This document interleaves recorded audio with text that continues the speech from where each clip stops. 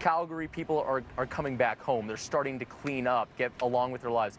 Here, if you can look behind me, you can see this body of water. That's not a lake. And the other leaders did such a good job of portraying Hudak as this person who's going to end the way of life as you know it.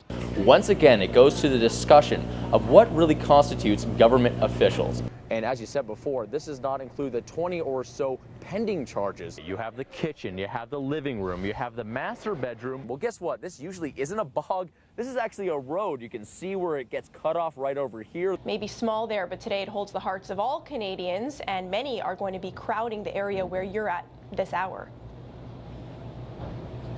Karen's, the numbers tell that story. 2,000 uniformed men and women attending the visitation yesterday. The RCMP says they expect thousands to pack Service Place behind me. And like you said, Prime Minister Stephen Harper, Premier Jim Prentice, all of the big heavy hitters will be in attendance today. We're also going to have Nolan Kraus, the mayor of St. Albert.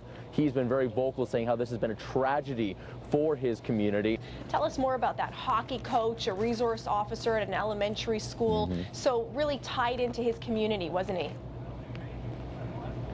Yeah, absolutely. A little under a decade ago, he moved from the Atlantic to here. He was a paramedic back there. He became an RCMP officer, and he and his wife say that they loved the RCMP detachment of St. Albert to death. He was a big part of this community, and you could see it. There's actually white ribbons tied to the trees along the parade route. We saw gifts and donations at the RCMP detachment, flowers, etc. There's also a fund set up by the RCMP Veterans Association for both Constable David Wynn and Derek Bond for their families, the two victims in this tragic circumstances. And I'll add, David Wynn, a father of three young boys who will grow up without their dad. Josh Skurnik live for us in St. Albert. That Accountability Act, Josh, supposed to be a pretty big one in the next 100 days. Well, absolutely. Actually, at this AGM, their annual general meeting in Banff this past weekend, Prentice admitted that voters had given them a second chance, but that they had a lot of work to do in proving that they had changed as a party. This Accountability Act, that's supposed to be the answer to that problem. Ending sweetheart deals for former staffers, no more sole source contracts, and also a cooling off period from when people leave government and then go to a lobbying arm. That's something that Prentice says is going to restore the trust of the government in Albertans, and actually something that Jonathan Dennis outlined this morning in lieu of the throne speech. Take a listen. The idea, of course, is to restore public confidence. For Chris Boudreau, wandering thoughts don't wander for long. When I'm by myself and it's nighttime and the stars are out, I do a lot of thinking. Of how things could have ended differently. And the worst part is when I think about what Damien would have gone through in his last moments. For a son lost in a foreign land. Wish he would come home every day. For a cause that took his life. But I guess that can't happen. This past winter, Boudreau received the news.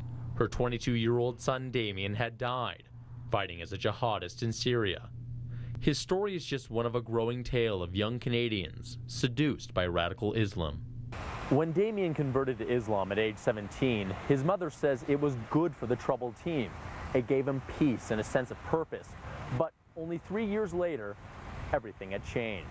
He was attending a new mosque and a radical study group here in downtown Calgary, many of whose members would leave their families and also go overseas to fight.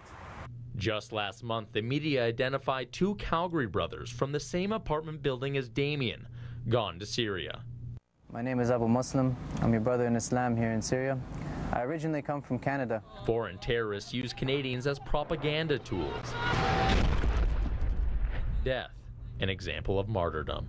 There is an issue here, and the RCMP acknowledges that, and we have been working diligently with our partners and the Calgary Police Service, that's for sure. In November 2012, Damien told his parents he had gone to Egypt to study linguistics, until one phone call.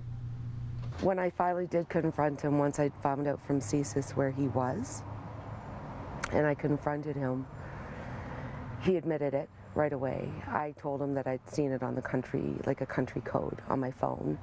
And he admitted, yeah, that's where he was. And then he told me He was there to help women and children. They were being tortured.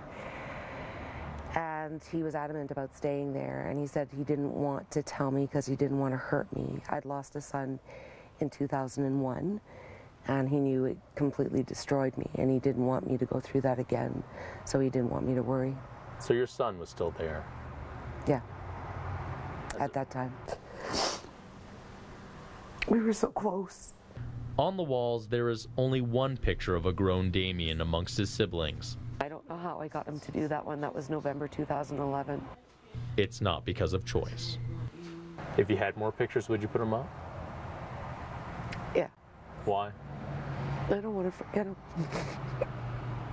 He's still in my heart. And it breaks me every time. And I guess I just want to keep remembering him the way I knew him. There was so much about him to love. It's the sons who make the headlines. It's the families who are left to grieve. I'm Joshua Skurnik, and this is a Sun News Special Report.